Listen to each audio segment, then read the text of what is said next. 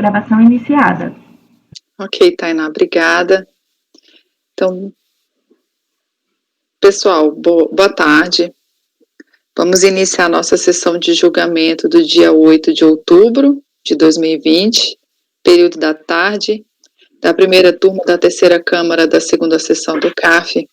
Presentes os conselheiros João Maurício Vital, Wesley Rocha, Kleber Ferreira Nunes Leite, Fernanda Melo Leal, Paulo César Macedo Pessoa, Letícia Lacerda de Castro, Maurício Dauri Tim do Vale e Sheila Ares Cartacho Gomes. Eu quero seguir a pauta da manhã, que a gente já vinha no mesmo tema, que era ITR, o processo 372 do Dr. Wesley Dante César Basso.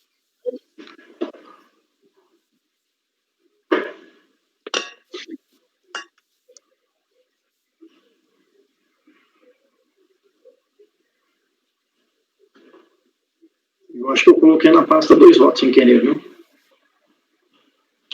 Você colocou um outro processo já julgado, né? É isso? Além do voto dele. Né? Na verdade, a gente já julgou, viu, presidente, esse Dante, um processo na outra sessão. E aí, como eu fiz em cima aí. Bom,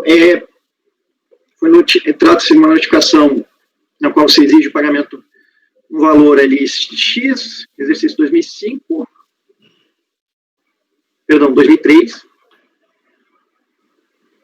vou confirmar aqui, acrescido das multas, vou corrigir essa parte no relatório, sobre a Fazenda São Francisco Xavier e Fazenda Jacaré, conforme o cadastro do imóvel rural localizado no município Monte Alegre.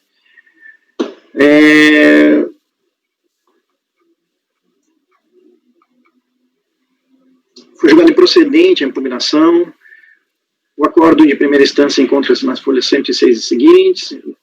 O recurso voluntário nas 127 seguintes, alegando que incorreta identificação do sujeito passivo na preliminar, inexistência, no mérito, né, inexistência da área passiva de exploração e inobservância da isenção e necessidade de adequação do VTM. Quanto à preliminar, esse é um caso que o contribuinte estaria discutindo a propriedade, no sentido de que ele teria saído, né, dos cadastros, segundo as suas alegações, que transferiu o domínio junto ao CRE, todavia não se efetivou por questões burocráticas, que também não houve nenhum registro de averbação realizados em todo o estado do Paraná por força de ato administrativo do Poder Executivo local. Restou que no ano 2000 foi formado um condomínio entre todos os produtores rurais, com o fito de se regularizar a situação dos imóveis rurais. Eu não estou acatando aqui, porque na data do fato gerador, do exercício de 2003 ali, precisamente em outubro de 2005, foi preferida uma decisão lá sobre essas questões, mas na data do fato gerador, o registro estava no seu nome. E aqui não seria o caso que a gente debateu hoje, enfim, que não retroagiria, né, essa questão posterior. Então, no momento do fato gerador, inclusive posteriormente, ele estaria responsável pelo tributo. No valor da terra nua, aqui eu vou direto à questão da aptidão agrícola. Na folha 105 em diante, ou na verdade na folha 105, inexiste valor médio do sistema do CIPT, da aptidão agrícola, devendo ser considerado o valor declarado pelo contribuinte ou o valor requerido em sua defesa, uma vez que não respeitou os termos da legislação já mencionadas, que leva em consideração o referido elemento para embasar o preço médio de mercado, aí cito a lei 8.629. E aí aqui nós temos uma questão curiosa, como o contribuinte dizia que estava discutindo a questão do condomínio ali rural, ele declarou 0. E na sua defesa, ele reporta ao lado técnico, apontando que o valor seria declarado por ele ali, seria 6,00 hectares, para fins do valor da terra do imóvel. Folha 69, tá? Então, eu estou acatando essa, porque não tem como declaração zero, né? Nós já discutimos isso aqui no outro processo. E quanto às áreas de preservação permanente, reserva legal, o contribuinte não conseguiu trazer provas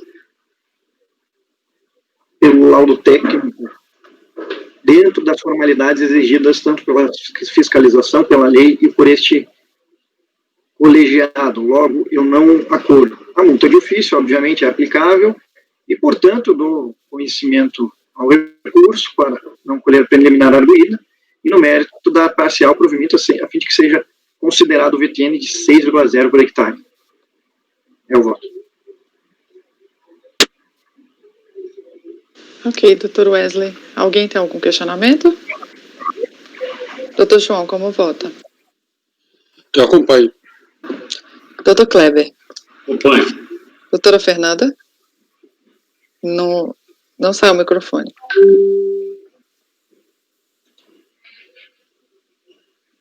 Eu acompanho. Tá. Doutor Paulo? Acompanho. Doutora Letícia? Acompanho. Doutor Maurício? Eu também acompanho. Então, item 372, Dante. Acordam os membros do colegiado, por unanimidade de votos, em rejeitar a preliminar e dar parcial provimento ao recurso para que seja considerado o VTN de R$6 por hectare. Próximo item, doutor Wesley Bocaina, é 373 e 374.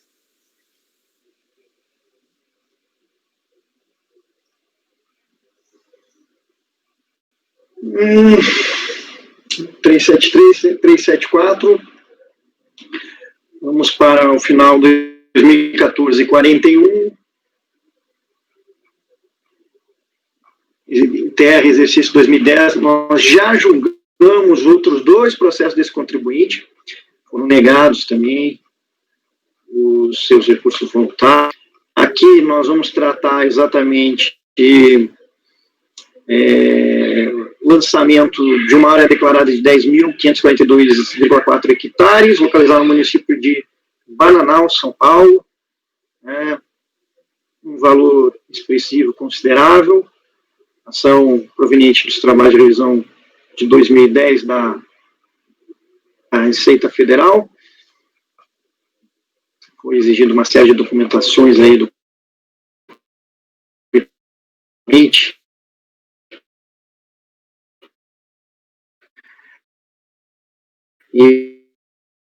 Wesley, está travando o seu áudio. Acho que você congelou. O comentário foi apresentado na folha 196/219. Ficou fiscal aqui. Não necessita de nenhum documento a mais que o próprio laudo técnico para apurar os requisitos necessários para a isenção do lançamento fiscal. Teceu ali várias considerações do recorrente sobre o lançamento, tá? Específico, com grau de utilização do imóvel, pastagens, enfim, apresentou o laudo técnico de avaliação conforme estabelecido nas normas brasileiras, a BNT, com fundamentação grau de precisão 2, ART, isso são as alegações dele. Contém todos os elementos de pesquisa identificados. A falta de apresentação do laudo ensejaria ali o arbitramento do ITR no sistema CIPT. Né? Pois bem, passando ao voto, a área de preservação permanente, o recorrente alega que para a área de preservação não seria necessária a comprovação de sua exigência, pois seria efetuado por meio de autodeclaração do contribuinte com base no laudo técnico. Para a comprovação da área ambiental glosada, foi apresentada o ADA em 2010, de folha 71, onde é declarada uma área de preservação permanente de 6.931 hectares. Entretanto, o documento juntado não consta a formalidade de transmissão ao IBAMA. De primeira instância, não aceitou essa transmissão por falta de chancela, uma série de transmissões ali. E aí, com a intenção de validar o documento esse enviado, foi carreado aos autos, na fase de impugnação, ali, o laudo técnico, nas folhas 141 e 146, elaborado pelo engenheiro agrônomo florestal Jonas, com a RT anotada no CREA, as folhas 154 e 155, no qual constava que o imóvel, que seria considerado como preservação permanente, correspondendo a 6.931, e que seriam mantidos em baixo grau de antropização. Não obstante, aí a decisão de primeira instância fala sobre esse laudo, esse documento por si só não é suficiente para a comprovação da existência da área de preservação do imóvel, uma vez que seria validado pelo ADA, aí, né, protocolizado ao IBAMA. O que não ocorreu no caso específico, devido ao fato do ADA não ter apresentado as informações concernentes ao número de recibo, código validador. Por fim, tem-se que o julgador administrativo é permitido formar livre convicção. Nesse presente caso, eu entendi que o laudo não estaria adequado para as normas técnicas da VNT. Tinha a questão das aptidões agrícolas, enfim. E também não estou acatando, então, esse recurso do recorrente, porque faltou ali as provas necessárias. E aí, sem nenhuma prova, e aí na questão do VTN, sem nenhuma prova encontrada em base no laudo técnico, a fiscalização utilizou valores referenciais do CIPT, indicados na folha 35. Portanto, neste caso, eu estou conhecendo o recurso voluntário e negando o provimento. Se algum colega achar que o laudo teria possibilidade de afastar a exigência fiscal, estou aberto a... Isso é em relação aos dois, né, doutor Wesley? Os dois.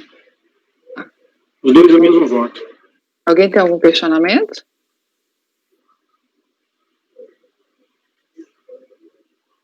Doutor João, como vota? Acompanho. Doutor Kleber? Acompanho. Doutora Fernanda? Acompanho. Doutor Paulo? Acompanho. Doutora Letícia? Acompanho. Doutor Maurício? Acompanho. Eu também acompanho. Então, os itens 373 e 374, acordam os membros do colegiado por unanimidade de votos em negar provimento ao recurso. 375, do Dr. Kleber. Patrícia de Carvalho. Esse aqui é parecido com aquele ontem que nós votamos, que o cara fez a declaração de imposto de renda e quis cancelar, e eu fui voto vencido naquela. Aqui é um recurso de ofício, só recurso de ofício, né? Vamos ao voto. Trata-se de recurso de ofício cujo remessa se deu por conta da BRJ Brasília ter exonerado o crédito tributário consubstanciado na notificação do lançamento número tal.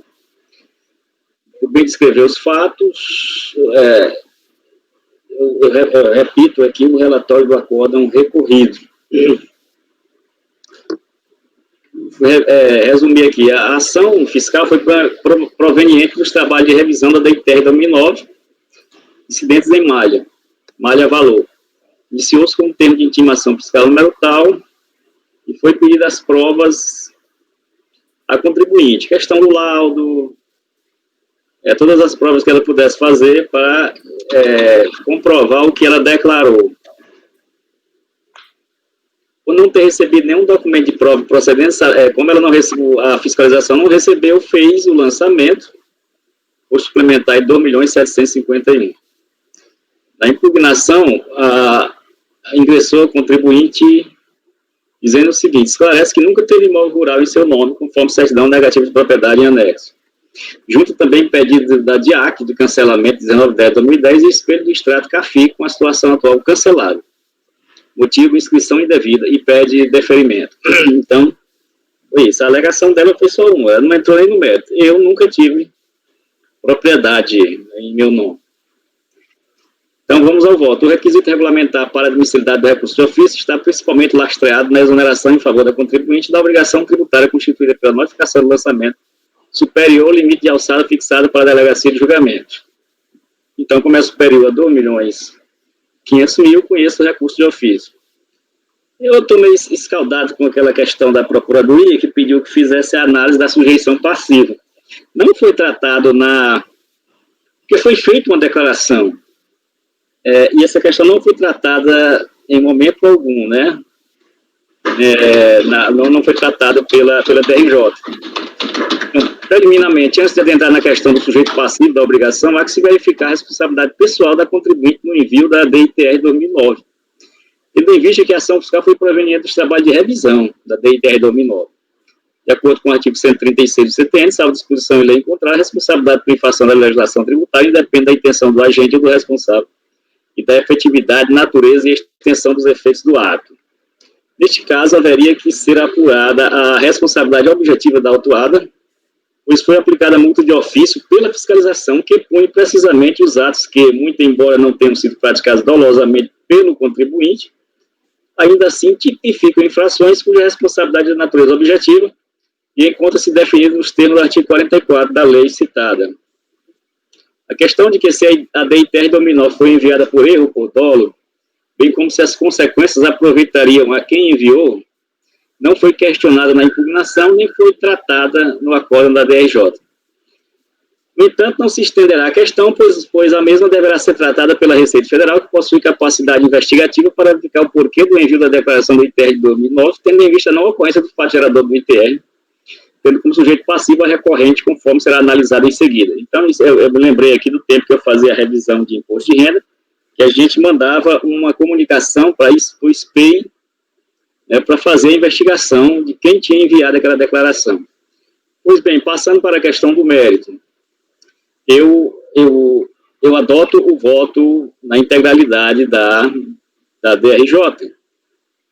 Então, da análise das peças do presente processo, verifica-se que o requerente pretende retirar-se do polo passivo da relação jurídica tributária sob o argumento que nunca teria imóvel rural em seu nome, e que anexou certidão negativa de propriedade. Assim, no caso é trazer o lume o artigo 142 da lei 5.172, que identifica quem é o sujeito passivo, né? Que é o titular, o proprietário, o que tem o domínio útil, a posse, né, da propriedade. E também no artigo 31, quem é o contribuinte, né? É o proprietário do imóvel, o titular do seu domínio ou o seu possuidor a qualquer título. A Lei 9.393 seguiu a mesma orientação ao tratar nos artigos 1º e 4º do fato gerador. O imposto sobre a propriedade territorial de apuração anual tem como fato gerador a propriedade, o domínio útil, a posse do imóvel da natureza localizado fora da zona urbana, 1º de janeiro de cada ano. Artigo 4º, o contribuinte de terra é o proprietário do imóvel rural, o titular do seu domínio útil ou seu possuidor a qualquer título. Conclui-se que o fato gerador do imposto ocorreu em 1º de janeiro de 2009. O contribuinte do ITR é o proprietário, o titular do domínio útil ou possuidor da terra, sem qualquer distinção ou ordem de preferência. A questão seria definir se a impugnante que era o contribuinte do ITR na data do fato gerador. Pois bem, consta nos autos do processo cópia de certidão negativa de propriedade do primeiro serviço notarial e registral de Pontes de Lacerda, Mato Grosso, o único cartório da cidade, de 13 de 8 de 2010, as folhas 24, na qual é certificado que o impugnante não possui bens imóveis rurais e urbanos matriculados ou registrados nesse registro de imóveis como resultado de buscas efetuadas a contar de 3 de 2 de 1986, data da instalação do ofício, comprovando, portanto, que o imóvel do presente processo não pertence ao impugnante. Portanto, na época do fato gerador, ITR 2009, que é 1º de janeiro de 2009, o requerente não era contribuinte do ITR na condição de proprietário citado em imóvel rural ou seu possuidor a qualquer título, como afirma o próprio impugnante e comprova o documento de folhas 24.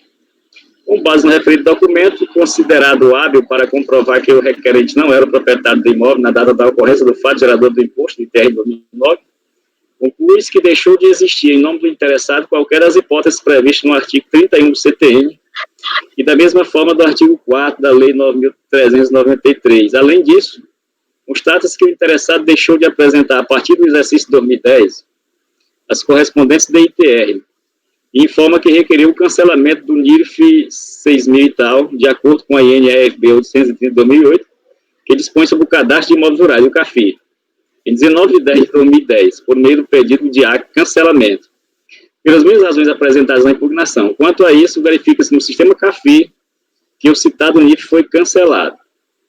Desta forma, pode ter sido comprovado que o requerente não era proprietário do imóvel na data da ocorrência do fato gerador, entendo que deva ser cancelado o lançamento, hora impugnada, e a notificação correspondente por tratar-se de nulidade por vício formal, face ao erro na identificação do sujeito.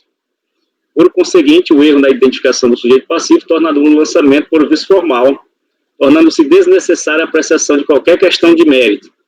Assim sendo, embora a DITR 2009 tenha sido entregue em nome do impugnante, tal fato, no caso específico, não pode servir para atribuir-lhe a condição de contribuinte no ITR, sujeito passivo da obrigação tributária exigida nesse processo, tendo em vista que os documentos constantes nos autos evidenciam que ao mesmo não se pode outorgar a condição de proprietário do imóvel, titular de seu domínio útil ou seu possuidor a qualquer título, cabendo por consequência ser interessado excluído do polo passivo da obrigação tributária, constituída por meio da notificação do lançamento em questão.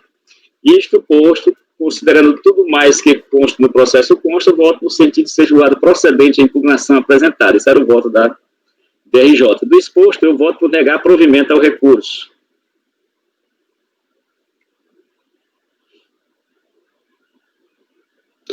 Cleber, o que o cartório de Pontes Lacerda disse sobre a existência do registro?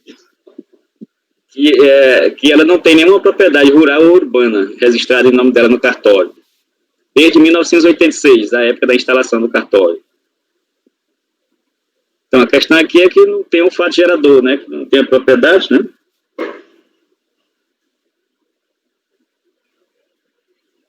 Mais ou menos, né? Porque não é só a condição de proprietário que estabelece a relação... ou o domínio útil ou a posse. Né? Isso, exatamente.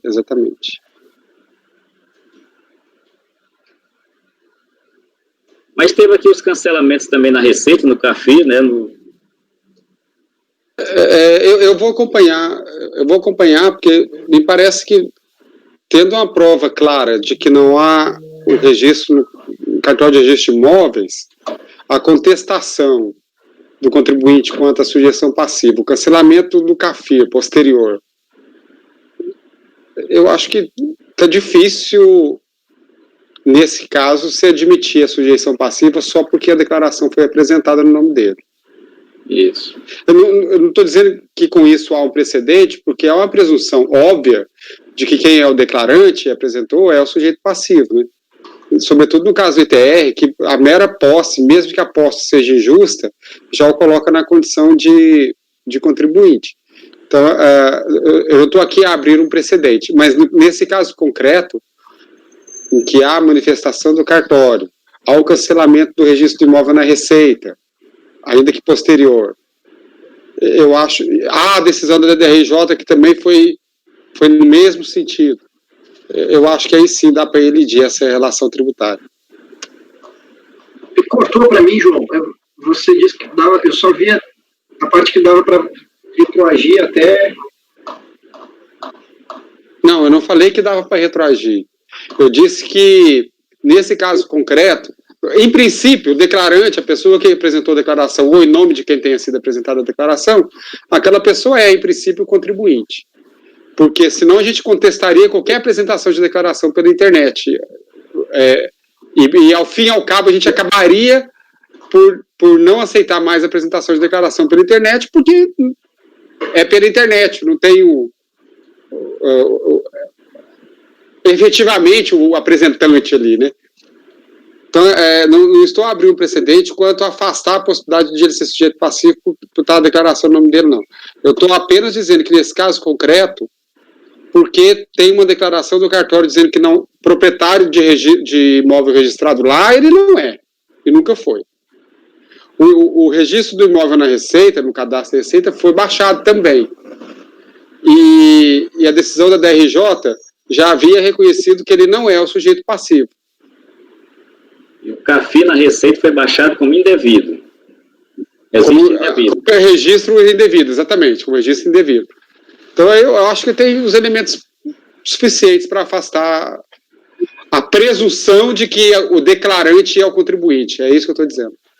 Eu estou tratando aqui como uma exceção. Não, entendi. Ok. Alguém pode ter pegado ele também, né?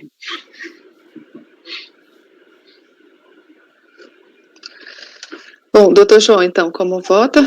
Acompanho. Doutor Wesley? Vou acompanhar o relator está excluindo, né? Ele está negando o provimento ao recurso de ofício. Oi? Vou acompanhar o relator. Tá.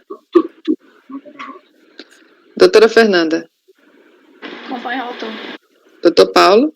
Acompanho. Doutora Letícia? Acompanho. Doutor Maurício? Acompanho, senhora presidente.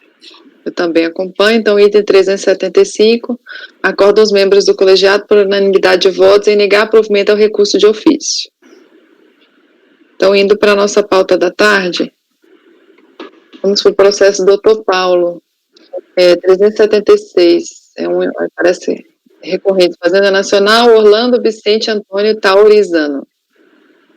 Pois bem, nós temos o lançamento de ITR e o lançamento decorreu da alteração das áreas declaradas como de preservação permanente e utilização limitada, que foram integralmente glosadas, da área ocupada com pastagens, que foi integralmente glosada também, e do arbitramento do valor da terra nua.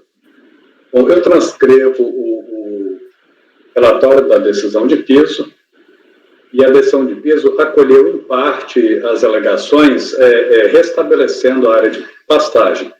E acolheu também o laudo técnico apresentado pelo contribuinte, em que ele modificava o valor total da área, majorando a área total do imóvel, e dispondo sobre outros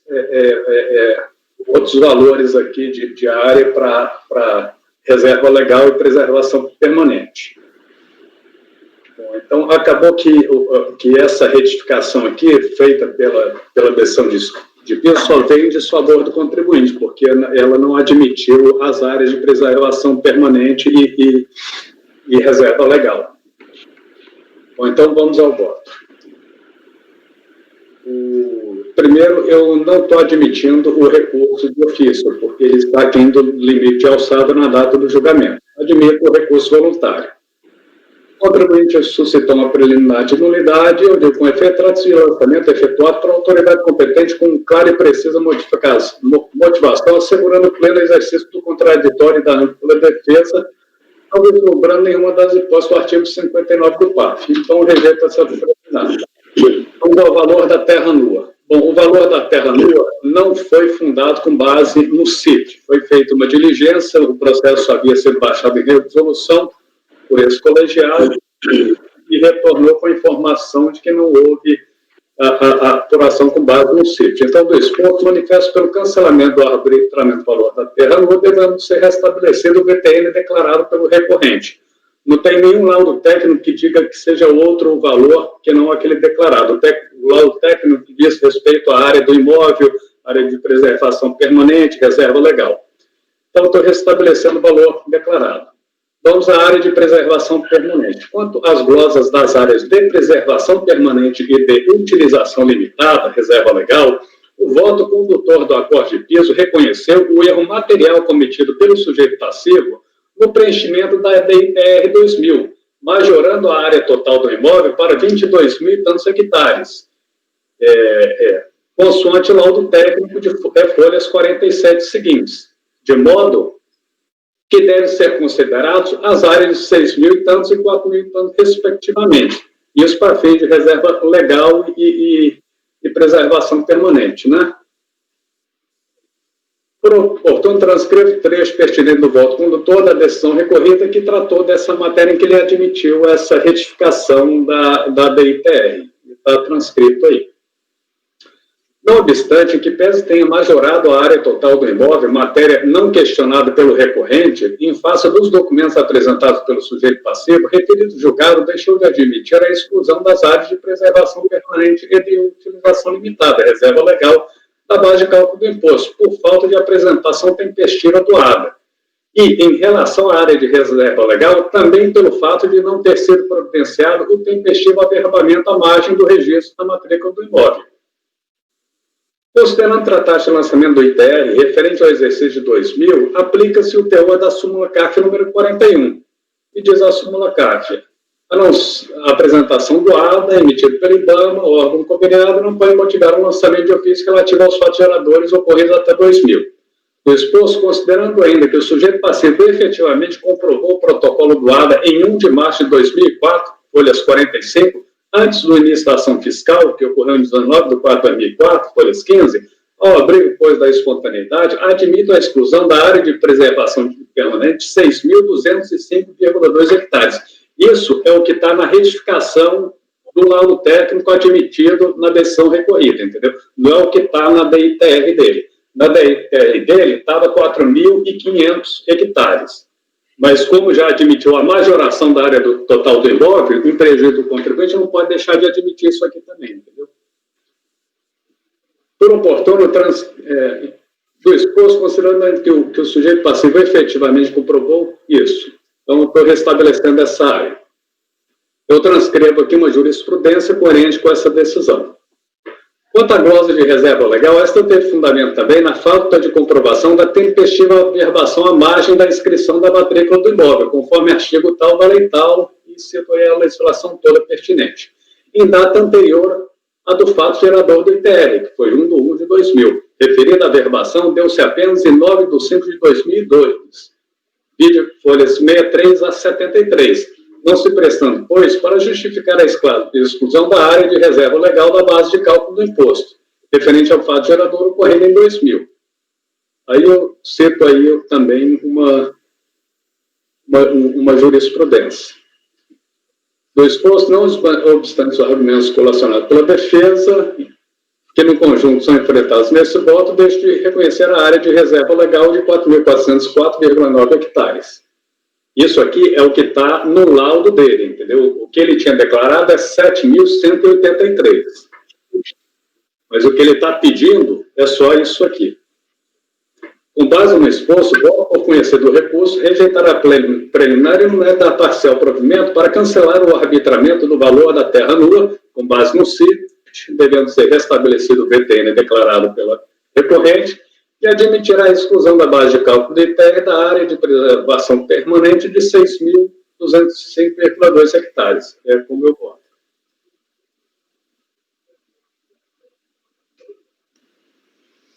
Ok. Algum questionamento? Só tem que colocar que o senhor não conheceu do recurso de ofício na conclusão. Ah, sim. Voto por não conhecer do recurso de ofício. Doutor João. Acompanho. Doutor Wesley. Eu acompanho.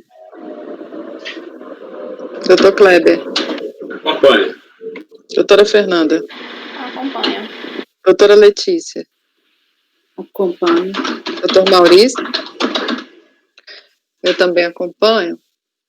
Então, item 376, acorda os membros do colegiado, por unanimidade de votos, em não conhecer do recurso de ofício, conhecer do recurso voluntário, rejeitar a preliminar e dar-lhe parcial provimento para cancelar o arbitramento do valor da terra nua com base no CIPT, devendo ser restabelecido o VTN declarado pelo recorrente e admitir a exclusão da base de cálculo do ITR, a área de preservação permanente de 6.205,2 hectares.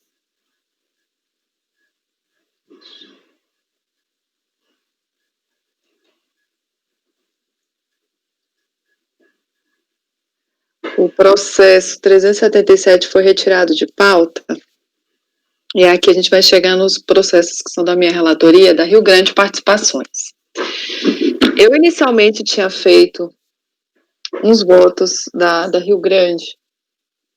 Eu havia ficado um pouco na dúvida com relação à questão da decadência, e eu troquei uma ideia com o Dr. João agora, um pouco antes do almoço, porque esses votos eu fiz faz muito tempo, e eu me recordei que a gente teve uma discussão no colegiado no seguinte sentido.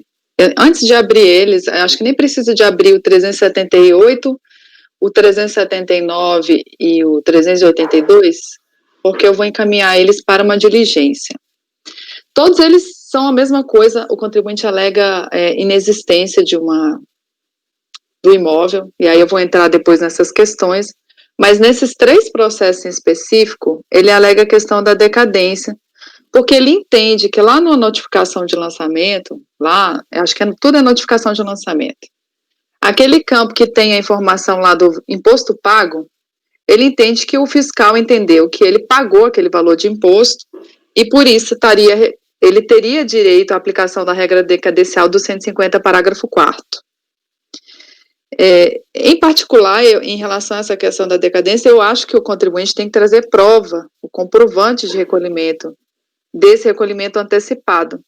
Mas, nesse caso, eu acho que convém, tendo em vista a alegação dele, de que aquilo se trataria de um pagamento, que a unidade preparadora se manifeste, informando se realmente aquilo ali se trata de um pagamento antecipado ou não.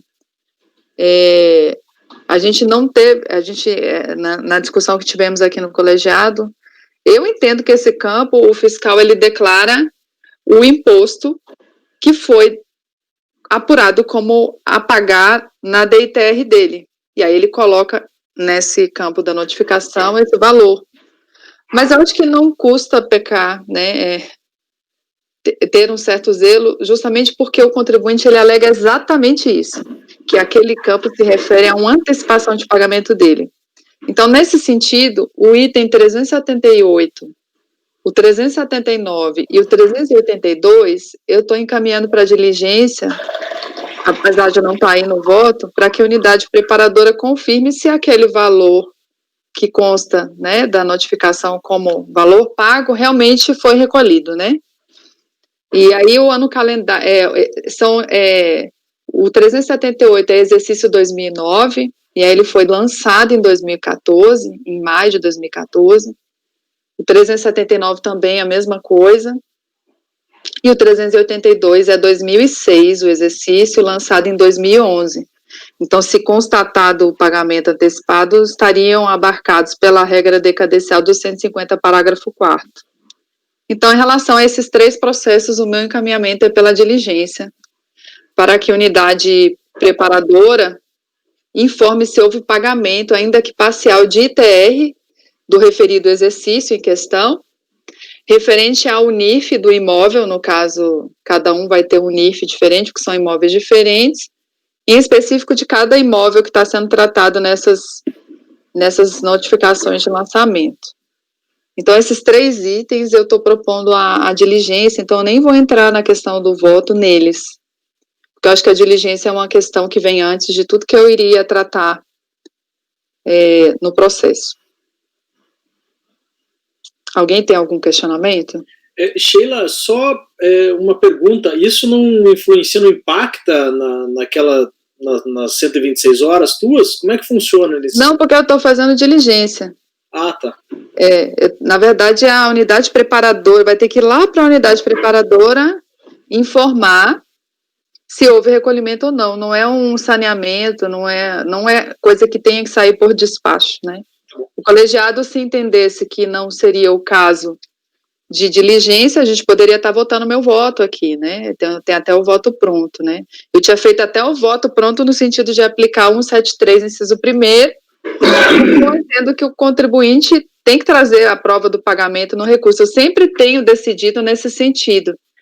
Mas como a alegação dele foi específica em relação a esse campo que está lá no auto de infração, na notificação de lançamento, eu entendi que isso gerou uma certa confusão, talvez no recorrente, e ele pudesse não ter, em função do que está lá no auto de infração, ele pode ter confiado e não ter apresentado a prova do pagamento, entende?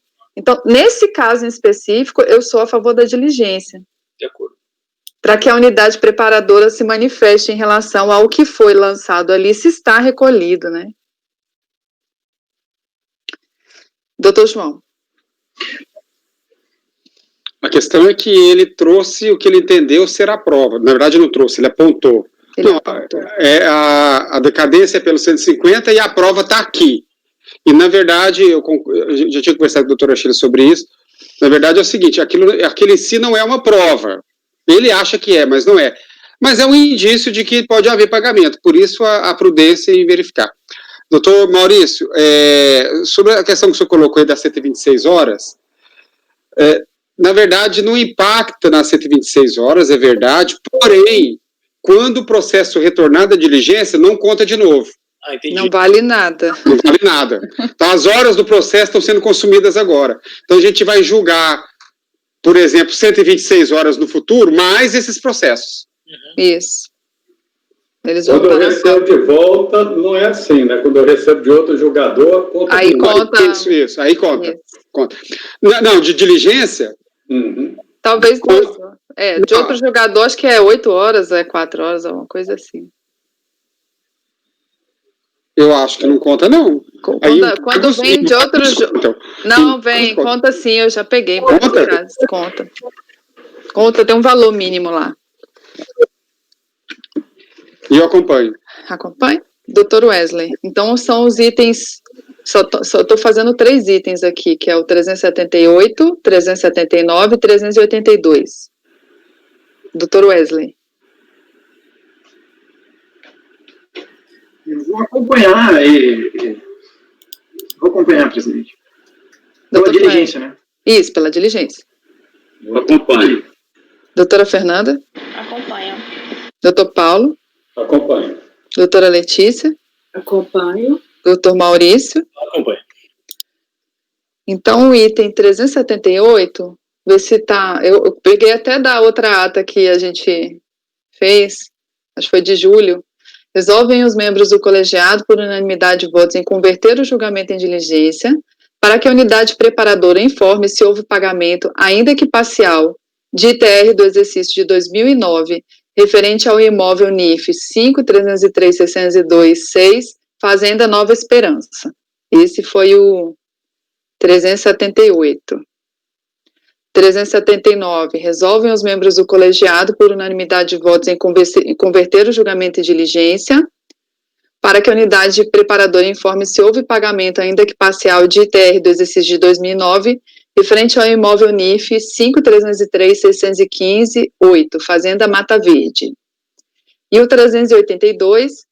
Resolvem os membros do colegiado, por unanimidade de votos, em converter o julgamento em diligência, para que a unidade preparadora informe se houve pagamento, ainda que parcial, de ITR do exercício de 2006, referente ao imóvel NIF 3.795.8496, Fazenda Formoso do Guará 2.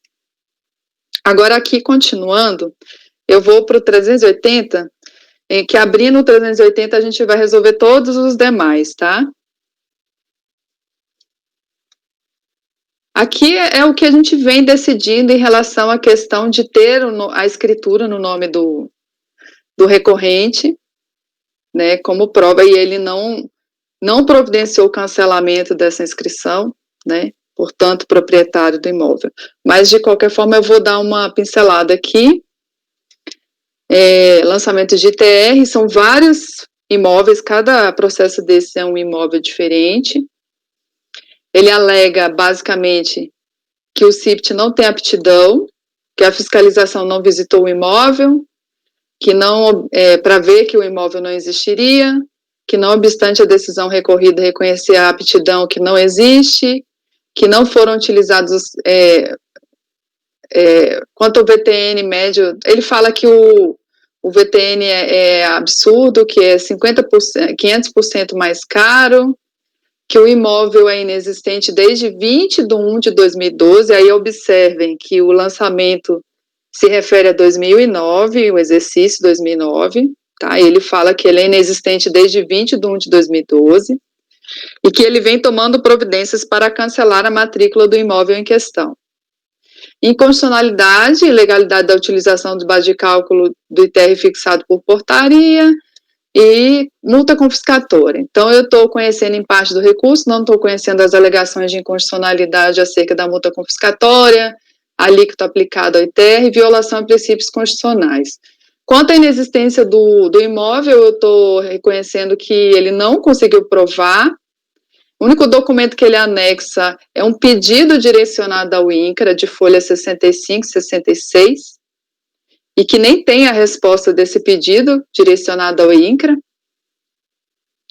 Então, na época da ocorrência do fato gerador, o proprietário do imóvel em questão era, de fato, o sujeito passivo autuado. E aí eu não vou entrar em grandes detalhes aqui do voto, porque a gente já debateu bastante essa questão. A prova é a escritura está no nome dele. E aí eu venho falando, são mais de 10 imóveis, né, e eu estou reiterando a decisão da DRJ, né, não é possível que o recorrente declara que é proprietário desse imóvel no imposto de renda, e não percebe que não existem 10, acho que são 10 imóveis, né, de propriedade dele, e continua declarando essas 10 fazendas durante anos, porque não é só 2010, 2009, 2006, ele vem declarando isso há anos, e ele só percebeu isso em 2012, né? Então, eu entendo que ele não conseguiu fazer prova de que o imóvel não existia. Quanto ao VTN, o VTN foi feito observando a questão da aptidão. A tela, para quem quiser consultar, está nas folhas 77. E ele não apresentou laudo. E não existe laudo. Portanto, eu estou conhecendo parcialmente do recurso, não conhecendo as alegações de inconstitucionalidade, rejeitando a preliminar e, no mérito, negando o provimento ao recurso. É como eu voto, e ele vai se aplicar a todos os demais, a mudar só o imóvel, e a prova é a mesma declaração. Essa mesma declaração do INCRA, que ele anexa aquele protocolo em 2012, ele faz uma relação de todas as fazendas que ele reputa que são inexistentes. Tá? Como voto. Doutor João. Acompanho. Doutor Wesley. Eu acompanho. Doutor Kleber. Acompanho. Doutora Fernanda. Acompanha, Sheila. Parabéns pela objetividade. Obrigada. Doutor Paulo. Acompanho. Doutora Letícia. Acompanho. Doutor Maurício. Acompanho. Então, eu vou colocar aqui as decisões. Então, item 380.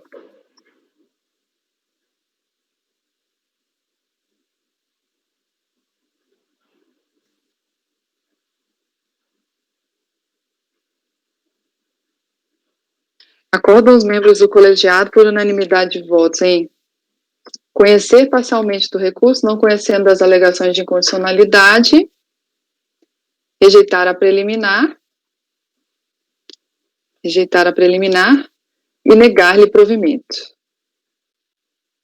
Esse foi o 380.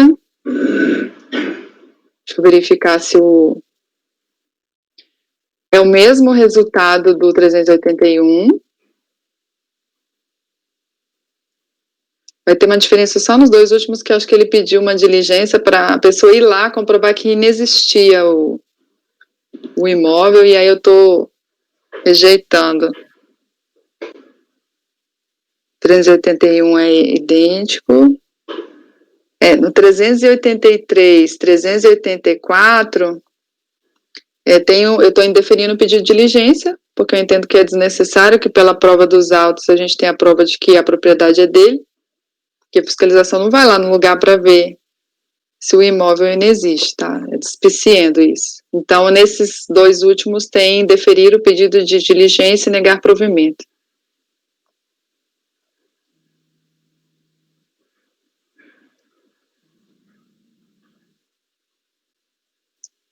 Deixa eu só colar aqui, gente, só um pouquinho.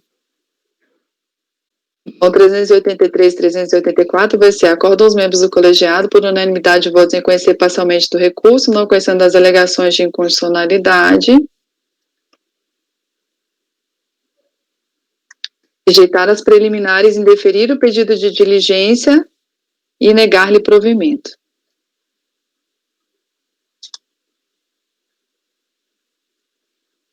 Aí podemos dar seguimento para a doutora Fernanda.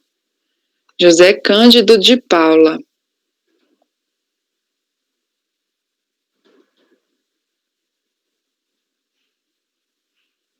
Item 385. Tô abrindo aqui, tá na pasta? Eu já tinha colado esse na pasta? Eu não encontrei na pasta, não. Já vou colar, só um minuto.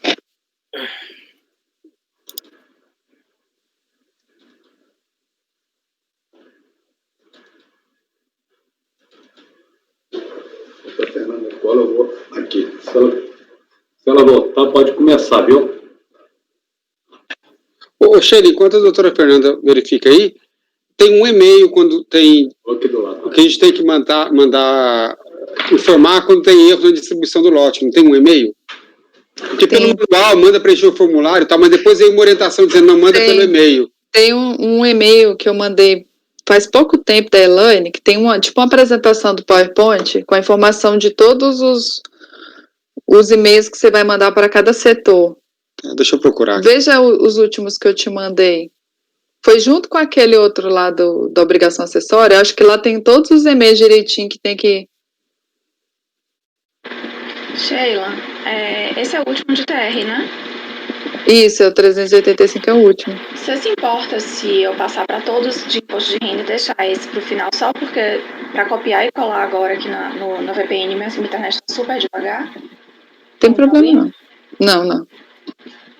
Porque já estão colados na pasta todos de imposto de renda e só fica esse de TR. Mas é só o voto, eu acho que vai rapidinho. Parece que eu tô com dificuldade no meu VPN aqui. Super, tá todo travado.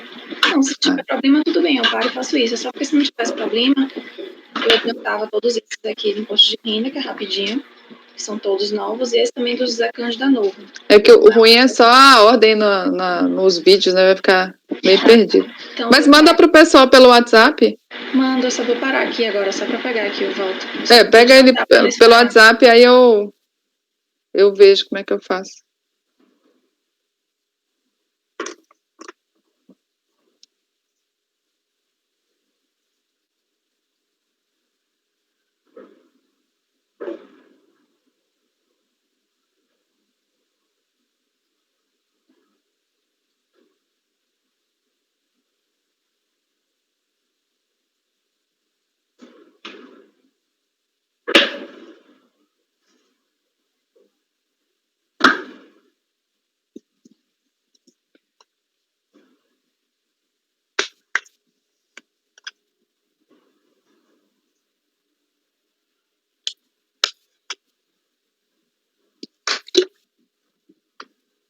Ô, Sheila.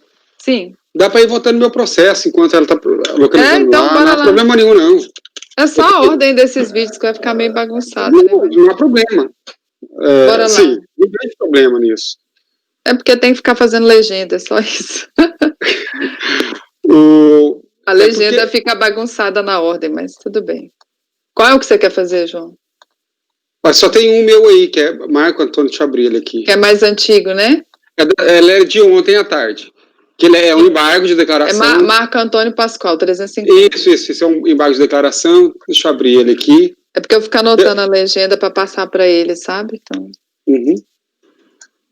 Esse vai ter que anotar que está sendo votado hoje, né? Pois é. Sim. Só um instante.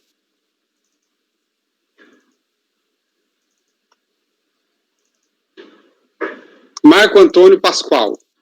É o número 350 da pauta.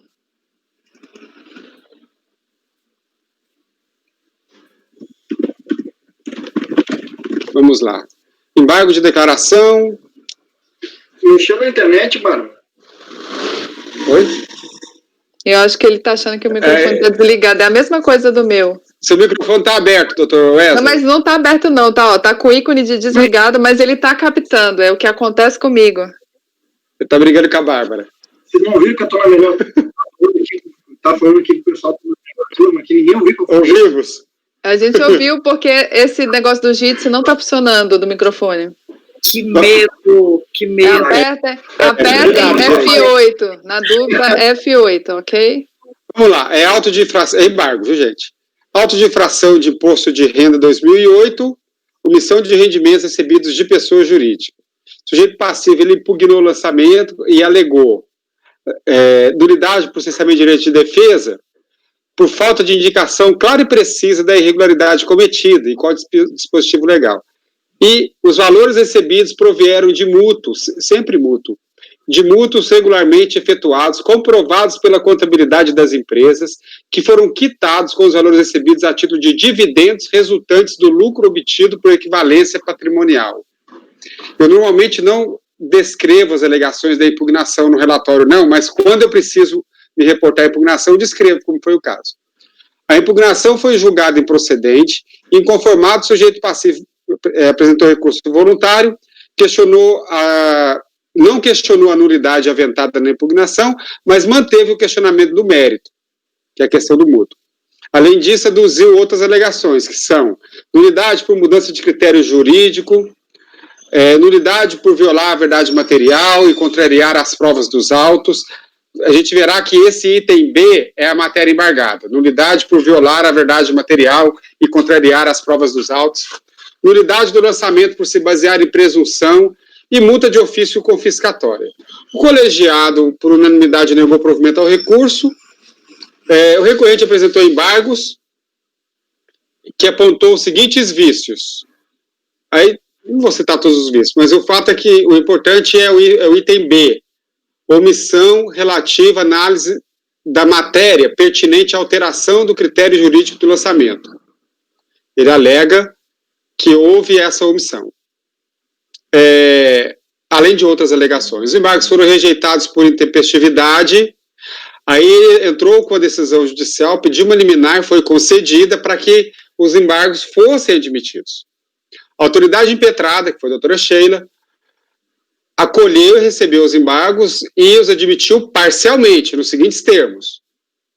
Diante do exposto, com fundamento no RICARF, etc., acolho parcialmente os embargos opostos pelo contribuinte em relação à omissão do recurso voluntário quanto à preliminar de nulidade, aspas, da nulidade da decisão por contrariar prova constante dos autos e por violar o princípio da verdade material, que é aquela alegação que ele havia trazido na impugnação. Então, ele alegou no recurso que o acordo que ele recorreu, de primeira instância, não teria apreciado essa alegação dele. Isso foi admitido nos embargos, essa omissão. Muito bem. O cerne do lançamento está na omissão de rendimentos recebidos de pessoa jurídica, que na alegação do contribuinte seriam operações de mútuo. João, só um pouquinho, o Wesley não está aí. Eu acho que é bom ele acompanhar. Exatamente.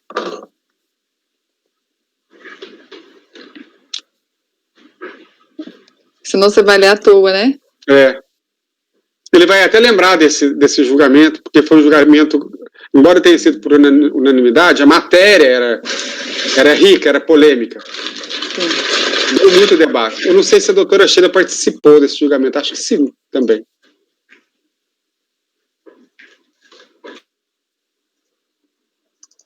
Esse daqui foi quando? Foi em... Deixa eu olhar aqui.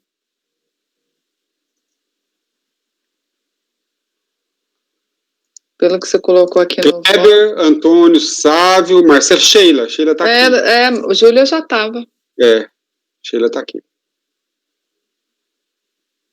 Voltou, viu, João? Voltou? Então vamos lá. Então, o importante aqui do relatório, se é que o doutor Wesley perdeu alguma coisa, os embargos foram admitidos e devolvidos ao colegiado a seguinte matéria do embargante, que o acórdão recorrido... Está ouvindo, doutor Wesley?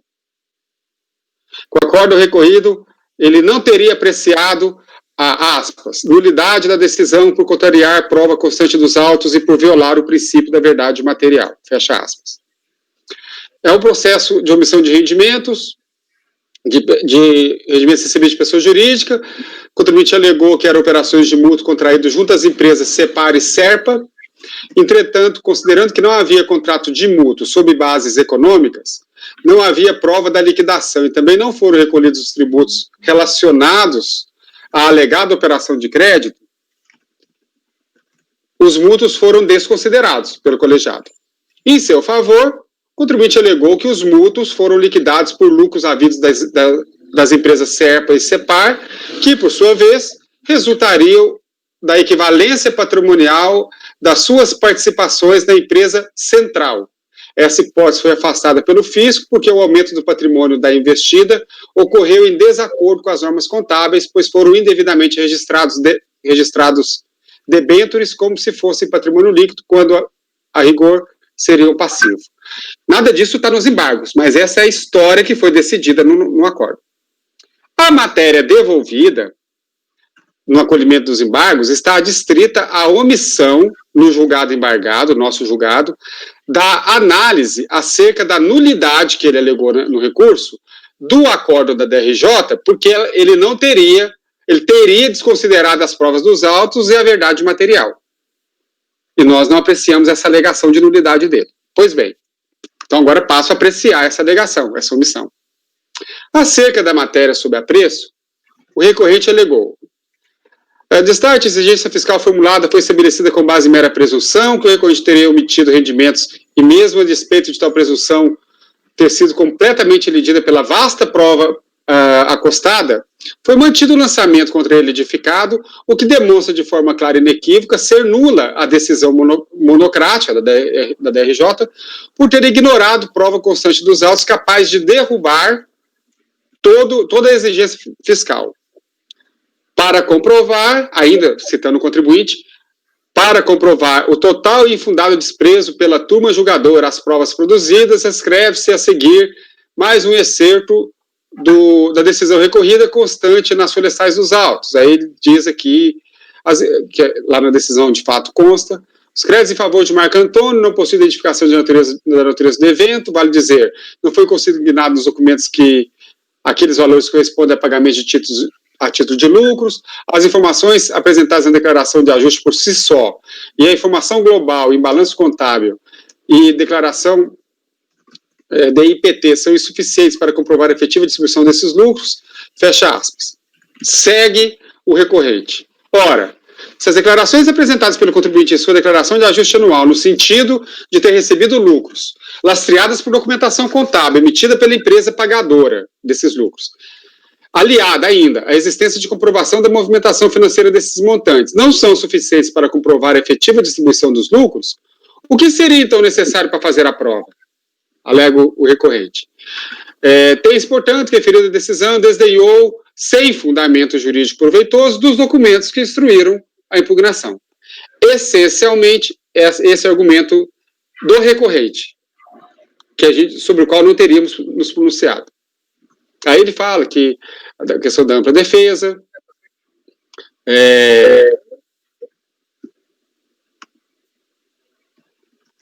ademais, ao desconsiderar sem razão válida, vale repetir, as provas produzidas, a turma infringiu a um só tempo o artigo 2º da 9784 e a Constituição Federal.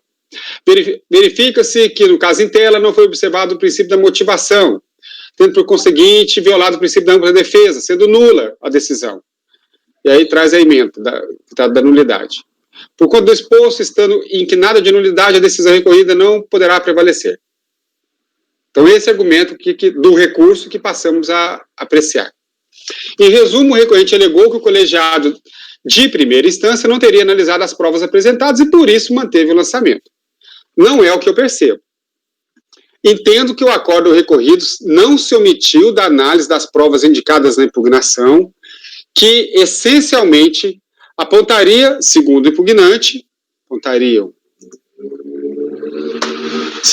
impugnante, a regularidade do mútuo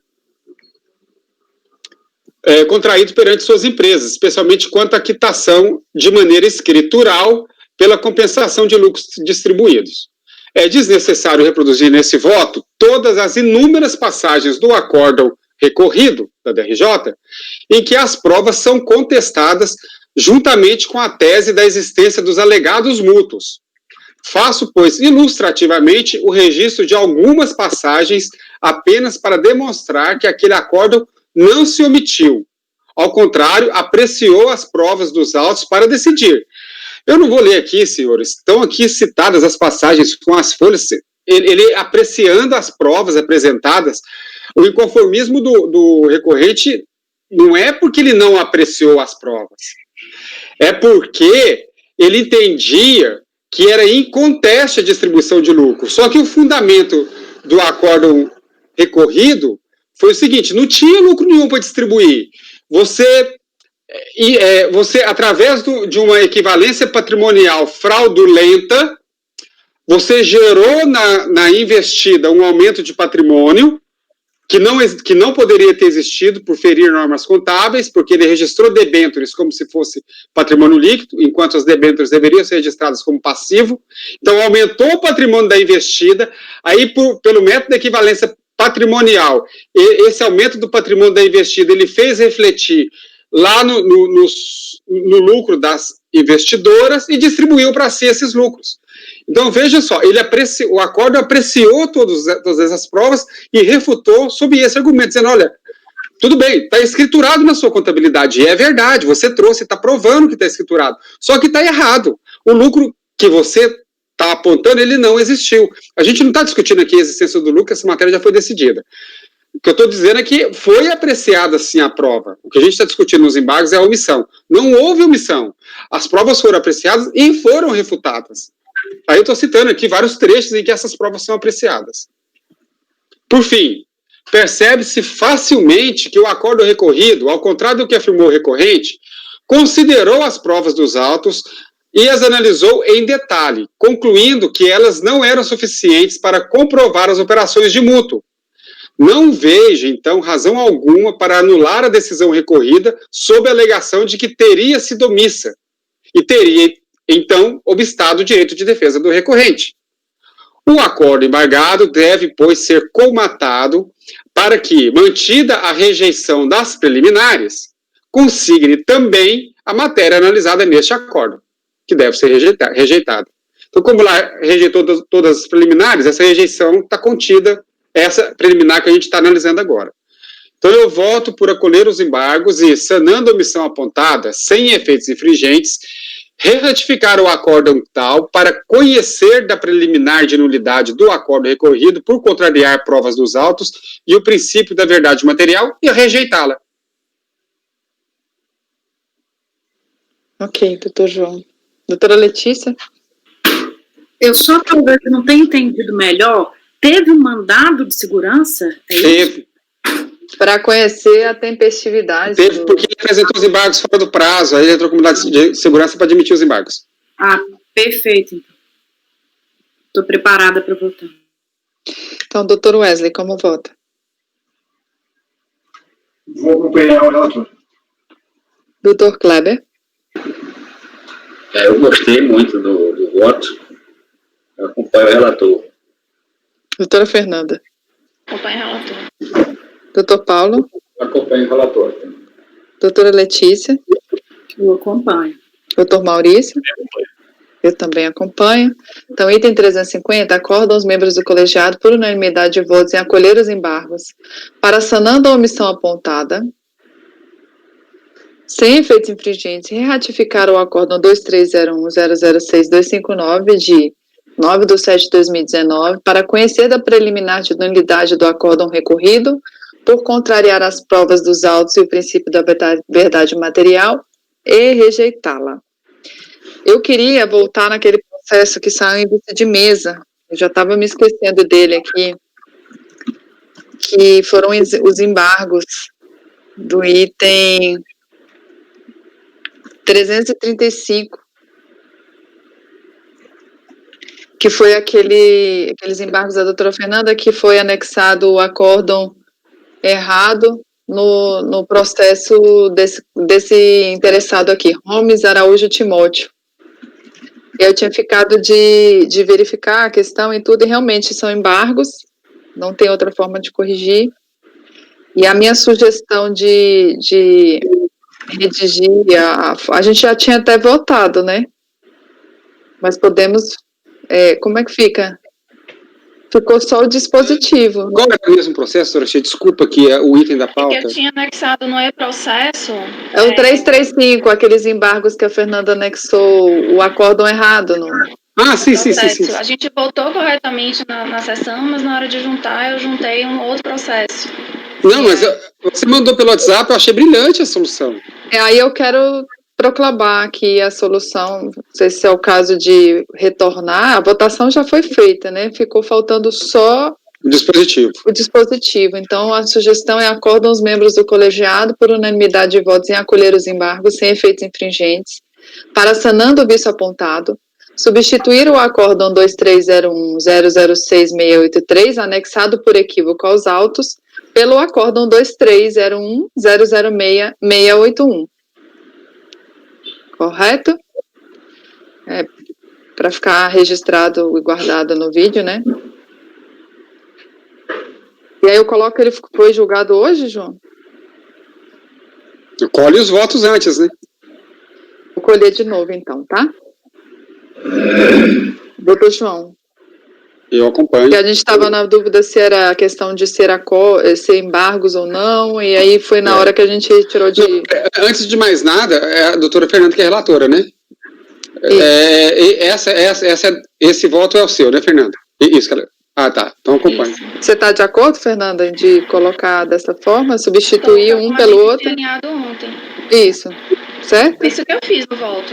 Eu substituí, eu disse que queria ser eu até anotei aqui no voto, eu anotei que queria ser substituído, eu copiei e colei corretamente todo o voto, de acordo com o que foi julgado na sessão, e ponderei que tinha sido anexado corretamente no processo. Isso está no início do voto. Tá lá no voto.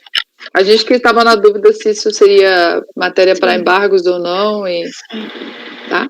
Sim, eu acompanho. Doutor Wesley.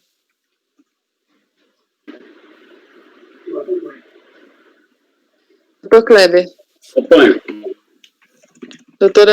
Doutor Paulo. Acompanho. Doutora Letícia. Acompanho. Doutor Maurício. Acompanho também. Eu também acompanho. Então vai ficar: acorda os membros do colegiado por unanimidade de votos em acolher os embargos sem efeitos infringentes, para, sanando o vício apontado, Tá falhando. substituir o acordo 2301-006-683, anexado por equívoco aos autos, pelo acórdão 2301-006-681. Então, esse foi o 335. Teve um outro com vice mesa, não teve? Não teve, não? Mais um? Não. Acabou virando vista mesmo. Virou vista para o Wesley. Ah, tá certo, foi isso mesmo. Virou vista para o Wesley. Acho que era da Letícia. Foi, acabou que o Wesley pediu vista mesmo. Seguimos aqui, deixamos o de TR para o final? Deixa de TR para o final, vamos seguir aqui.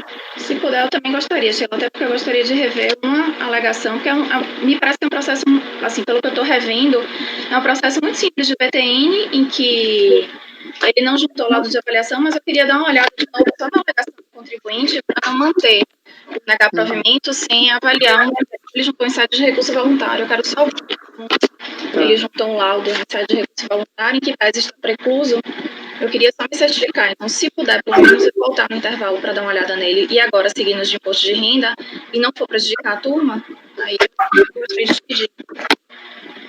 Tá, eu vou continuar seguindo então o que a gente tinha parado no 335. Isso. A gente fez o 335, Isso. Agora o 336, o Arthur. Isso. Arthur, 336.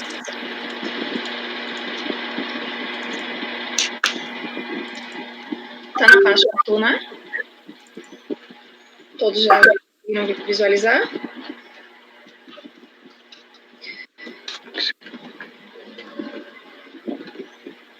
Tá na pasta, pessoal? Tá, não tá? Acredito que todos os demais estão na pasta. Beleza, PC, obrigada. Bom, esse aqui.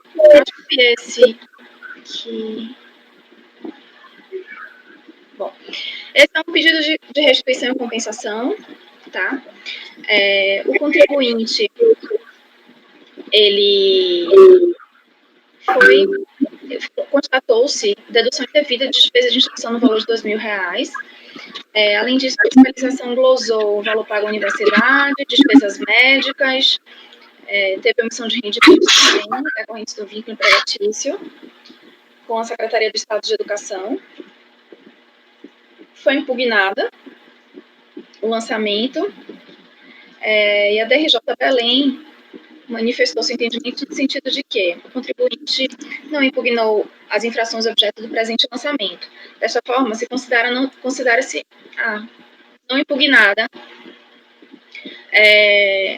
que não foi expressamente contestado. Contudo, solicita... foi esse PC que eu te pedi ajuda, lembra? Foi esse. Você vai ver. Seja incluída na declaração do campo Previdência Oficial o valor de R$ 1.669, conforme consta o comprovante de rendimentos emitido pela fonte pagadora, Secretaria de Estado de Educação e Qualidade de Ensino. O comprovante de rendimentos emitido por tal fonte comprova, tá, que realmente teve essa retenção. Na situação em análise, verifica-se a procedência das argumentações do autuado, sendo medida de justiça incluir-se esse valor no campo Previdência Social Oficial. Assim sendo, refaz-se a declaração, portanto, volta-se procedência em parte para incluir a previdência no valor tal, apurando imposto suplementar de 3.000 a ser acrescido, 3.062 a ser acrescido de multa de ofício e juros de mora. Pois bem,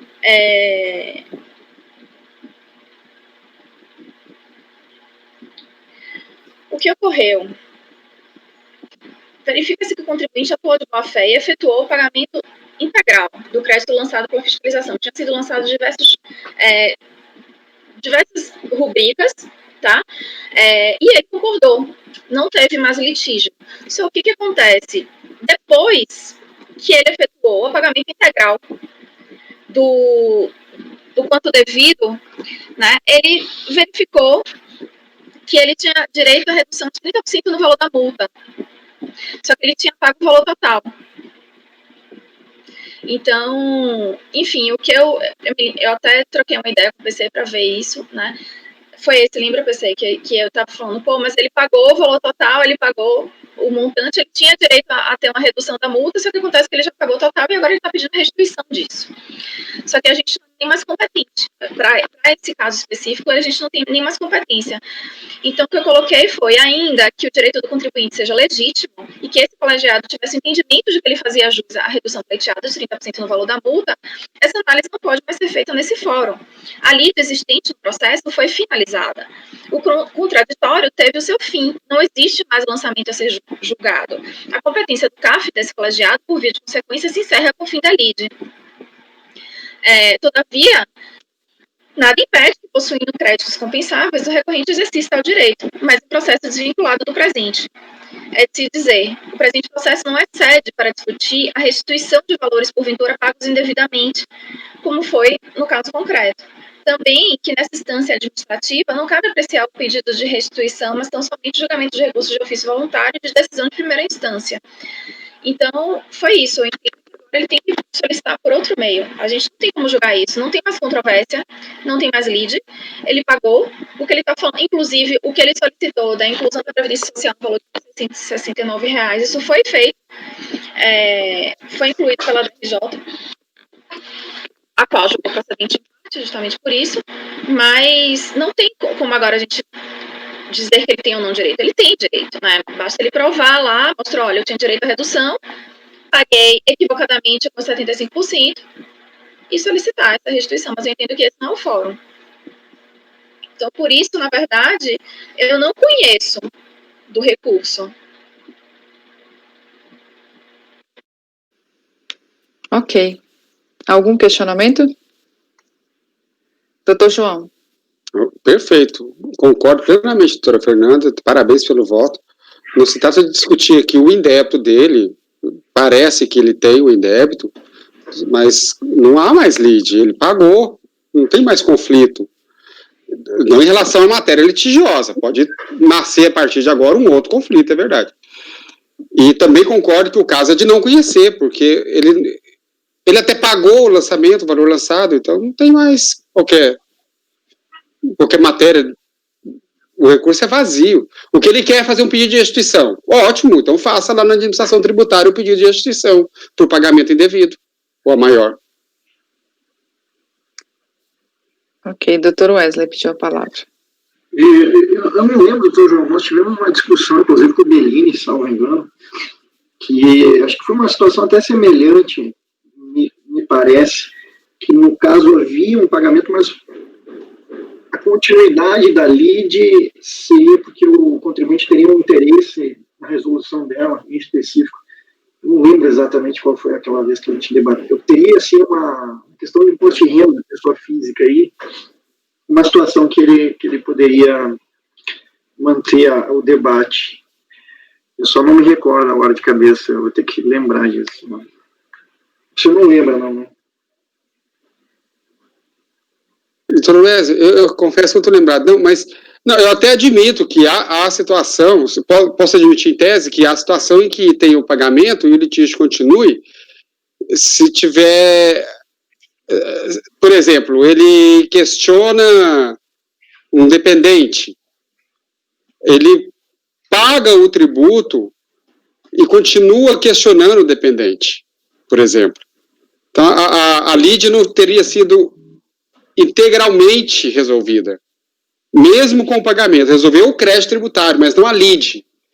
Então, eu até admito isso, falando em tese. Não é o caso dela. Ele está criando... Ele não tem lide. Não tem lide, porque ninguém disse para ele que ele não tem direito à restituição. Ainda. Poderá ter uma lide se quando ele entrar com pedido, alguém falar, não, o senhor não tem direito a essa restituição. E dessa decisão ele se inconformar. Poderá haver uma controvérsia. Mas não tem. Tem em tese um direito dele, parece que tem, que ele pode usar os caminhos corretos e satisfazer seu direito. Não há problema disso. Concordo que a doutora, não é aqui. Nada tem a ver com o crédito tributário que foi lançado e pago. E tem mais, João, obrigado por suas colocações, e tem mais, isso foi feito depois da apresentação depois da impugnação, e depois do acórdão da DRJ, então assim, depois que foi feito o acórdão da DRJ, ele procedeu o pagamento, e aí, quando ele procedeu o pagamento, ele veio pleitear. Tá? Então, assim, isso foi um pleito até feito no decorrer do processo.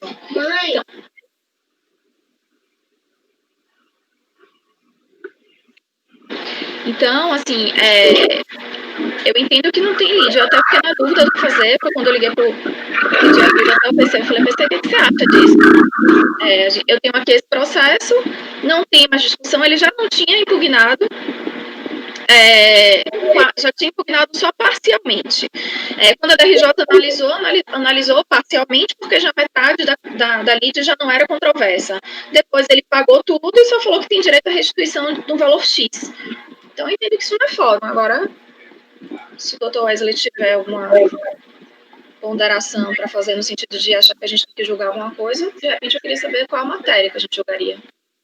Não, eu vou acompanhar nesse caso específico. Doutor Kleber. Acompanho. Doutor Paulo. Acompanho. Doutora Letícia. Acompanho. Doutor Maurício. Acompanho. Eu também acompanho. Então, 336, Arthur Maurílio. Acordam os membros do colegiado por unanimidade de votos em não conhecer do recurso. 337, Juarez de Oliveira. Da doutora Fernanda também. Isso, 337, Juarez de Oliveira, despesa médica.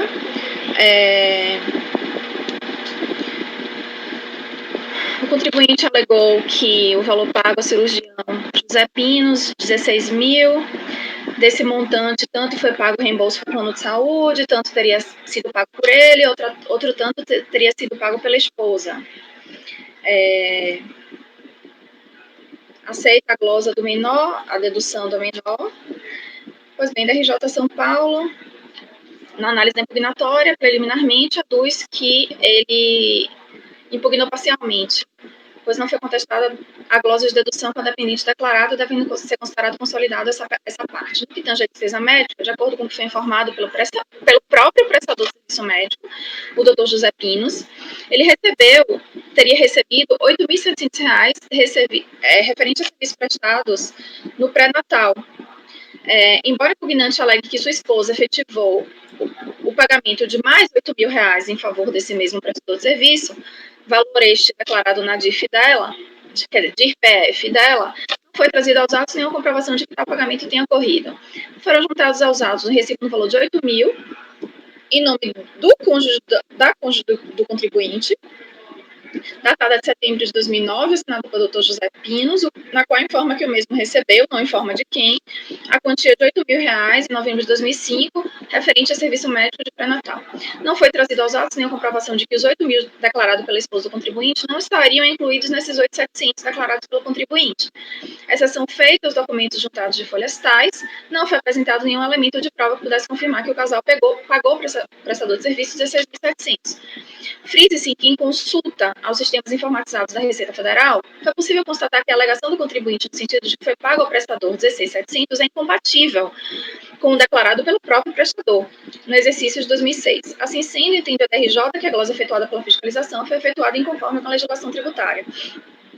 Em sede de recurso voluntário, ele só faz ratificar o quanto ele diz anteriormente, ou seja, o que aconteceu foi que teve uma glosa de R$8.700 e tem lá o prestador de serviço, na verdade, fala, não, eu recebi R$8.700. Mas aí o contribuinte fala, olha, esse valor quem pagou fui eu, não foi minha esposa. Então eu tenho direito à dedução. Só que no dela também já tem esses R$8.000. Ele fala, não, mas não foi 8, foi 16. Eu paguei 8.700, ela pagou mais 8. Esse 8 dela não é os 8 que eu paguei. Enfim, ele fala uma história dessa, mas o fato é que tanto o prestador respondeu que ele só recebeu R$8.700, como na declaração de imposto de renda pessoa física do prestador só tem R$8.700, enquanto o contribuinte não comprova, ao menos que saiu do bolso dele qualquer R$8.000 ou R$8.700. E, portanto, deve provimento ao recurso voluntário por falta de comprovação. Meras alegações. Ok. Algum questionamento, gente? Doutor João? Eu acompanho.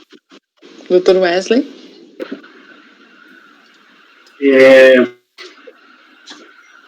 Os recibos, no caso, a relatora não está acolhendo em razão de não preenchimento das formalidades, é isso?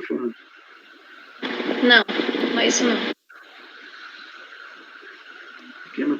A questão é que eles circularizaram, em tese, na declaração do prestador e não identificaram esses valores. Ok, eu acompanho. Doutor Kleber? Acompanho. Doutor Paulo? Acompanho. Doutora Letícia? Acompanho. Doutor Maurício? Acompanho. Eu também acompanho. Então, 337, Juarez de Oliveira, acordam os membros do colegiado por unanimidade de votos em negar provimento ao recurso. 338, Maurício Schumann. 338, glosas de despesa médica. O 339 também, né? Sim. Tá. Eu vou só ver, acho que só muda Não sei se é a mesma coisa, eu preciso abrir para ver, mas agora no 338 a glosa de despesa médica, tá? Bem como multa isolada por falta de recolhimento no Carnê-Leão. Certificado do lançamento apresentou impugnação, alega que cumpriu todas as exigências legais, apresentou recibo, orçamento, raio-x. Entende que isso já comprovaria o efetivo pagamento do serviço odontológico. Alega que a existência de cheque só é válida para o caso em que a apresentação de recibo não é válida. Solicita o cancelamento da exigência, da RJ Curitiba analisa a peça expiratória. Preliminarmente, não se contesta a multa isolada pela falta de recolhimento no Carnê-Leão, no valor de R$67, portanto, não é litigioso. Quanto à despesa médica, o contribuinte não declarou dependentes e deduziu seguro-saúde de valor muito elevado, no valor de R$19.994. A documentação apresentada não apresenta coerência com datas e valores apostos na listagem de folhas 10 e recibos de folhas 14 às 18. Na verdade, segundo o prontuário de folhas 10, sequer houve atendimento nos dias da realização das radiografias 12, de folhas 12 e da emissão da maioria dos recibos. Também não é comum a realização de tantos procedimentos no mesmo dia. Adicionalmente, apesar de a atuação ter sido por falta de comprovação de efetivo desembolso, o contribuinte não trouxe os autos, cópias de cheques e extratos que atestam o pagamento dos recibos consignados nas folhas 14 e 18. Frise-se que, em razão deu ao contribuinte receber de pessoa jurídica quase a totalidade dos seus rendimentos, provavelmente eles foram depositados em conta corrente. Em consequência, aumentos dos pagamentos mais vultosos poderiam ter sido efetuados por meio de cheques, por exemplo. Portanto, o efetivo desembolso seria de fácil comprovação por meio de extratos bancários, onde seria possível identificar cheques ou saques efetuados para o pagamento de despesas odontológicas em litígio. Pois bem, partindo para o mérito, de forma bem objetiva, porque a gente já sabe como é o posicionamento da turma com relação à despesa médica, na decisão de piso, que o contribuinte não declara, vale mencionar, conforme frisado na decisão de piso, que o contribuinte não tem nenhum dependente, tá? Ou seja, essa despesa de R$19 mil realizada no ano de 2003, em 2003, uma despesa de R$19 mil não tem dependente, o que por si só já chamaria a atenção da fiscalização. Estranhas também os valores variáveis e com indicação de centavos consignados nos recibos apresentados, o que não é comum com a remuneração de tratamento odontológico. Além disso, a documentação apresentada não apresenta coerência entre datas e valores apostos na listagem de folhas 10 e os recibos de folhas 14 e 18. Na verdade, segundo o prontuário, sequer houve atendimento nos dias da realização das radiografias de folha 12 e emissão da maioria dos recibos. Portanto, nego provimento ao recurso voluntário. Em resumo, foi despesa médica Carneleão não foi litigioso, despesa médica foi litigiosa, foi solicitada a comprovação de pagamento nesse valor que a fiscalização considerou que foi um valor alto, de R$19 mil para o ano de 2003, e solicitou extrato, pagamento, cópia de cheque, enfim, evidência de saque. O contribuinte não apresentou nada disso, nem extrato de banco, para pelo menos tentar fazer uma correlação de saques com data dos recibos. Não apresentou cópia de microfilmagem de cheque, simplesmente faz aquelas alegações frequentes de falta de obrigatoriedade de apresentar a comprovação de pagamento e que o recibo por si só já seria prova. E tem esses pequenos detalhes analisados pela fiscalização de forma extremamente detalhista e cautelosa, no sentido de que os recibos apresentavam centavos, o que não seria comum em tratamentos odontológicos, as datas que foram emitidos os recibos, e que pese até achar que, certas vezes, um recibo é emitido num dia e que não foi exatamente o dia da consulta X e Y, que ele emitiu um recibo só relativo a 3 consultas, mas no caso dele, tem recibo emitido até dia de final de semana, com data de sábado, domingo, enfim. Foram muitos detalhes e critérios analisados, tanto pela fiscalização de piso, na origem, quanto da RJ. Então, por tudo isso, nego provimento ao recurso voluntário.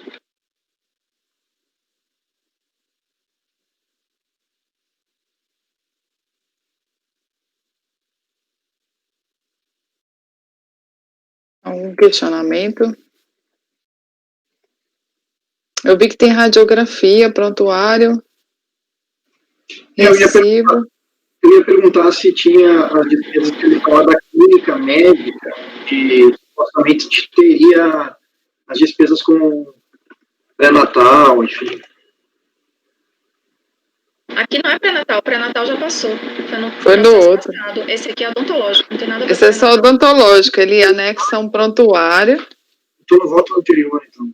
Ele anexa um prontuário com várias datas que tem aqui de atendimento.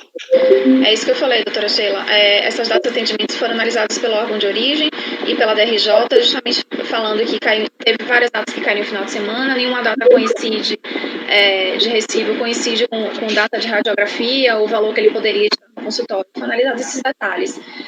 Mas mesmo assim, no meu caso... em relação ao fim de semana...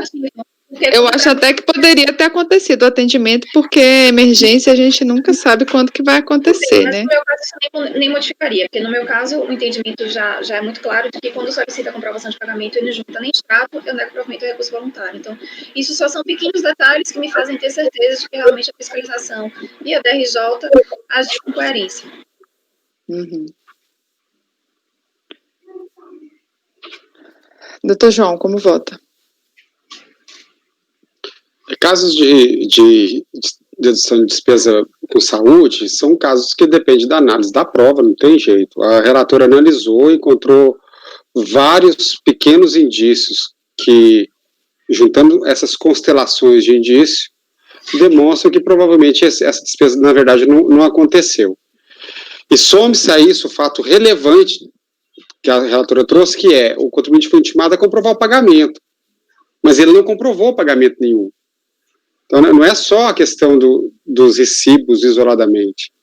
Então, eu acompanho a relatora, porque me parece que foi essa conjunção de fatores todos leva mesmo a convicção, pelo menos da relatora e a minha, de que a gente pode estar diante de uma dedução que não ocorreu, que não poderia ter ocorrido.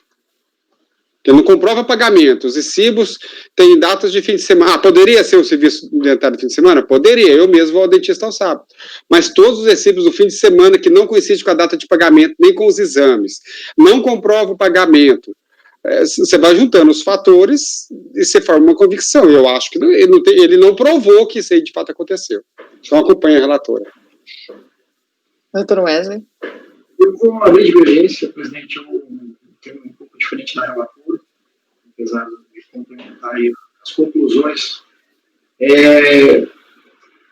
Vejo que a comprovação de pagamento, preenchendo os requisitos formais lá, por instruções normativas da Receita Federal, inclusive, para fins de comprovação de pagamento, estando direcionado para tratamento do contribuinte, endereço, nome do próprio prestador de serviço, médico, dentista, enfim, somado, inclusive, às questões de fichas técnicas, né, que eu acho que é mais importante. E essa é a tese que geralmente votamos muitas vezes, e muitos colegas acompanhavam, inclusive, que tenha o recibo somado com o arcabouço de fichas de atendimento, o que foi feito, toda essa linha de apresentação, para mim, soma-se e faz uma outra convicção. Então, eu vou abrir divergência e vou ficar pelo provimento. Só ressaltar aqui, doutor Wesley, os recibos não têm endereço. Mas tem na ficha técnica, né, de atendimento, que nem tu falaste, que tem ali o recibo... Ficha técnica não tem correlação com os recibos. A ficha técnica de prontuário não tem nem endereço e nem papel timbrado da clínica, nem nada. Porque assim, eu tendo a aceitar quando você tem um conjunto probatório interessante que prova que o serviço ali foi efetuado, mesmo que ele se esforçou em comprovar o pagamento, mas não conseguiu correlacionar os valores, mas ele apresentou uma documentação que prova que aquilo ali foi feito. Mas aqui você tem um prontuário que não tem nem papel timbrado, você não sabe nem de onde que é esse prontuário, tem nem assinatura de dentista, nem nada. Tem as radiografias, que também não tem endereço de clínica nenhuma, e os recibos também estão fora dos requisitos previstos na legislação, eles não têm endereço. Então, eu não entendo, como o senhor falou, que os recibos estariam dentro das formalidades. Não, nesse caso, não. Ele pegou um papel... faltou endereço. Eu imaginei que se tivesse uma... Não. Nenhum recibo aqui tem o endereço. Então, eu vou votar pelas conclusões. Então, você vai votar pelas conclusões. Pelas conclusões. Doutor Kleber. Eu acompanho. Relatora. Doutor Paulo. Acompanho. Doutora Letícia. Acompanho. Doutor Maurício. Acompanho. Eu também acompanho. Então, acordo dos membros do colegiado por unanimidade de votos. E negar provimento ao recurso. Votou pelas conclusões. Conselheira Wesley. Poxa. 339, na verdade, a única diferença é o seguinte, é que nesse 339, o contribuinte, ele juntou cópia de alguns cheques, sendo que esses cheques eram nominais a ele mesmo. Ou seja, ele era como se fosse cheque para sacar. tá? Então, os cheques que ele juntou foram cheques em nome próprio para sacar. A data desses saques também não estão com correlação com os recibos apresentados. E, além disso, o que acontece? Ele apresentou diversas despesas e deduziu diversas despesas, as quais foram reembolsadas pelo plano de saúde.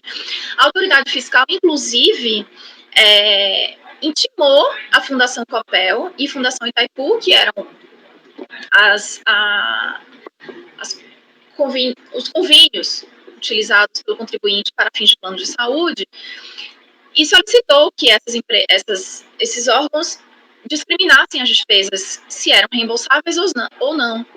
A Copel apresentou demonstrativo de despesas com os valores reembolsados ao autuado, de exames radiológicos, inclusive tiveram uns que nem foram questionados pela fiscalização, que ele declarou, deduziu e foi reembolsado. Então, verificou-se que a maior parte das despesas médicas, inclusive com cirurgias oftalmológicas, sofridas pelo autuado, foram reembolsados, vide folhas 21 a 28. Como não é possível precisar o valor dos reembolsos, bem como o contribuinte não as informou, não é possível estabelecer as deduções. E, além disso, repita-se, tiveram despesas que até não foram objeto de autuação, que ele foi reembolsado e que deduziu, né? Agora já não pode ter reformas e péssimos, mas tiveram despesas que não foram verificadas pela fiscalização, que ele foi reembolsado, utilizou como dedução, e isso foi informado pela própria empresa que foi intimada. Então, por tudo isso, novamente, nego provimento ao recurso voluntário, porque entendo que, mais uma vez, ele não comprovou o pagamento, que ele utilizou de duas vias para reembolso da despesa, seja pela via de ser reembolsado, na verdade, através do plano, e se utilizou da sua declaração para deduzir tais despesas as quais foram reembolsadas. E, em terceiro lugar, que os cheques que ele apresentou foram cheques em nome próprio, para que efetuasse saques e que a data dos saques não se relaciona com a data dos recibos também apresentados. Tudo isso é provimento ao recurso voluntário. Ok. Doutor João? Parabéns pelo voto, doutora Fernanda. Eu acompanho integralmente. Doutor Wesley? Eu acompanho. Doutor Kleber? Acompanho. Doutor Paulo? Acompanho. Doutora Letícia? Acompanho. Doutor Maurício? Eu acompanho. Eu também acompanho. Então, 339 acordam os membros do colegiado por unanimidade de votos em negar provimento ao recurso. Processo julgado em... O 338, eu não proclamei, que a doutora Fernanda já foi falando. Desculpa, nossa. Ficou 338, acordam os membros do colegiado por unanimidade de votos em negar provimento ao recurso. Votou pelas conclusões o conselheiro Wesley Rocha. Eu estou tentando te ajudar a correr com a pauta, para você não ficar estressada hoje e ficar feliz. 340. Thomas Neal. 340 foi a glosa de despesa médica, mas esse... Eu dei provimento, doutor Wesley, olha só. Dei provimento à glosa de despesa médica. Pois bem, ele apurou dedução indevida a título de despesa médicas e omissão de rendimentos recebidos a título de resgate de previdência privada. Apresenta impugnação, alega que, de acordo com perguntas e respostas que tinha lá na legislação do imposto de renda à época, ele poderia deduzir o valor integral pago ao plano, desde que não fosse utilizada como dedução na declaração dos dependentes. A DRJ São Paulo analisa que o contribuinte, para aquela ocasião da declaração anual, verificou a possibilidade de deduzir, né, determinados pagamentos. Quanto à despesa médica, aduz que ele deveria se beneficiar do tratamento, ou ele ou dependentes, não se aceitando a dedução, mesmo que arcado pelo contribuinte, cujo paciente não esteja elencado na legislação. No caso do comento, através de pesquisa no sistema da Receita, verifica-se que a senhora Flávia Ribas declarou rendimentos tributáveis no ano de 2004, optando pelo modelo simplificado. não há como acolher a pretensão do contribuinte em pleitear a dedução de despesas cujos valores encontram no nome da Flávia. O contribuinte não se manifesta contra a omissão de rendimentos recebidos de previdência, mas alega que pagava um percentual sobre seu salário a título de plano de saúde, independentemente de quantos dependentes tivesse. Dessa forma, nunca houve pagamento de parcela pela esposa. Vamos lá. Primeiramente, eu vi, partindo para o meu voto logo para o ônus probatório, o que eu verifiquei? Que desde a impugnação que o contribuinte junta documento de perguntas e respostas, consubstanciando a sua boa-fé e atitude de deduzir o valor do plano de saúde descontado do seu salário, desde que tal valor não fosse utilizado por outros dependentes do plano. Ou seja, o perguntas e respostas que ele junta lá, folha 4 do processo, tem lá, ele até marcou, grifou, dizendo que ele poderia deduzir o valor de plano de saúde, o valor integral, desde que esse valor não fosse utilizado por outros dependentes do plano de saúde. Ademais, fato comprovado é que também a sua esposa não deduziu o valor de tal despesa, eis que sua declaração foi no modelo simplificado. Então, assim, na verdade, o que eu vi também foi que, assim, eu também conversei, eu também troquei uma ideia disso, acho que com o PC também. Mas o que aconteceu foi o seguinte, ele tinha um percentual descontado dele, que independia da quantidade de dependentes. Ou seja, ele tinha tantos por cento descontado da folha dele, um valor fechado, e que, pelo que eu consegui interpretar, da análise dos documentos apostados, independia se tinha 1, 2 ou 10 dependentes. Era um valor fixo. E, ainda assim, também tem, ele até diz que esse valor de 19 mil estava incluída a esposa dele. Só que tem duas questões. Primeiro, pelo que eu entendi, a esposa dele está no plano de saúde como dependente dele, não modificaria o valor por ele, o valor descontado a ele no seu contra-cheque, tá? Mesmo ele tendo uma boa fé e falando, não, a minha esposa realmente estava como dependente do meu plano. E ponto 2, quando eu li o Perguntas e Respostas, juntado por ele a folha 4 do processo, eu também entendi que, para mim, da leitura, me parece que realmente ele poderia deduzir o valor integral, desde que esse valor não fosse utilizado por sua esposa ou por outro dependente. E o valor de que estamos falando é um valor de...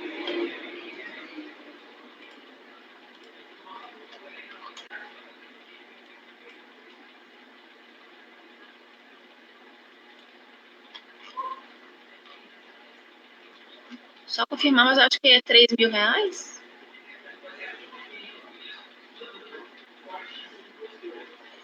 Enfim, além de ser um valor que eu achei que eu vou abrir aqui só para ver qual é o valor, foi um valor que não foi relevante, um valor que era descontado da folha dele, independentemente da quantidade de dependentes, e através de perguntas e respostas eu também tinha interpretado da mesma forma que o contribuinte, e eu identifiquei que realmente me parece que ele atuou em total boa-fé. Então, por isso eu dei provimento ao recurso voluntário para acatar a dedução. Doutor Paulo. Está sem o microfone. Eu não estou com o processo aqui, então não dá para mim fazer uma análise mais detida da prova que foi apostada aos autos. Mas, efetivamente, a Receita teve essa orientação em alguns momentos, uns 2 ou 3 perguntões. Não é a orientação dominante da Receita. Em regra, eu só posso deduzir a despesa do meu cônjuge se ele for meu dependente. Isso já é assim há muitos anos. Esse ano, efetivamente, essa era a orientação, desde que o cônjuge não tenha se aproveitado da dedução. Nesse caso, o cônjuge já aproveitou, porque ela declarou no modelo simplificado e se usufruiu do desconto simplificado. Agora, outra questão que a Fernanda levantou é o fato do plano não ser onerado pela inclusão de dependentes. Se isso está aprovado nos autos, eu vou com a relatora. Eu não estou com o processo aqui para me ver o documento que foi citado, né? O porquê que foi citado o nome da esposa para negar a dedução, entendeu? E o que ele trouxe para enfrentar isso aí. Agora, assim, eu votando com a relatora, eu vou pelas conclusões, entendeu? Por considerar que o plano de saúde não é onerado pelos dependentes, segundo as provas que estão aí. Eu te passo aqui agora, para ser rapidinho, o processo é pequeno. Repetindo mesmo, é o que eu disse, a glosa foi no valor de R$ 3.410, tá? E ele coloca aqui até um documento da própria empresa também, além de ele informar, ele coloca um documento da empresa informando, ratificando que a General Motors do Brasil, quando ele foi admitido, oferecia o benefício do seguro-saúde da Sul-América e pagar um percentual sobre o salário dele, independentemente de quantos dependentes tivessem. Dessa então, forma... se isso está aprovado nos autos, eu vou pelas conclusões por isso aí, entendeu? Por essa prova. Eu vou pelas conclusões porque eu não acolho o fato dela, do argumento aí de que ela não se beneficiou, porque ela se beneficiou, entendeu? Tendo declarado pelo utilize válido do desconto simplificado. É que no simplificado faz como se fosse um pacotão, né? E aí, isso, aí substituiu as despesas médicas com instrução, com previdência, ela optou por aquilo, ela está se beneficiando dessas deduções com um pacote amplo. Vamos supor que essa fosse a única dedução dela, estaria lá, entendeu? Normalmente quem opta pelo desconto simplificado é porque o desconto é maior do que as deduções que ela teria direito.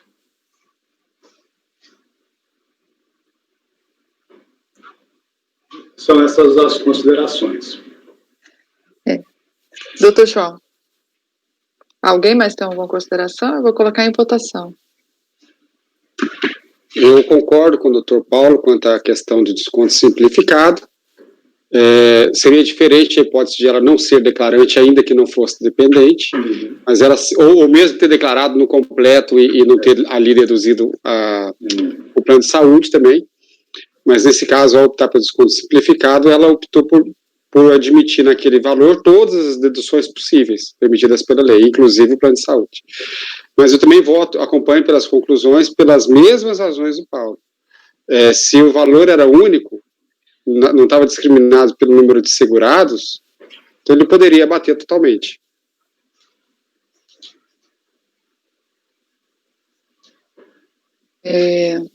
Dr. Wesley. Eu acompanho pelas conclusões também. Dr. Kleber. Acompanho. Dr. Paulo. Acompanho pelas conclusões. Doutora Letícia. Eu acompanho pelas conclusões. Doutor Maurício. Eu também pelas conclusões. Eu também vou pelas conclusões. Então, acordo aos membros do colegiado, por unanimidade de votos, em dar provimento ao recurso. Votaram pelas conclusões os conselheiros João Maurício, Wesley,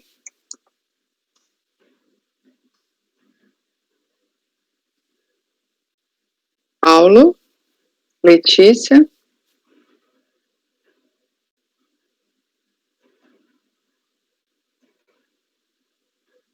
Maurício e Sheila.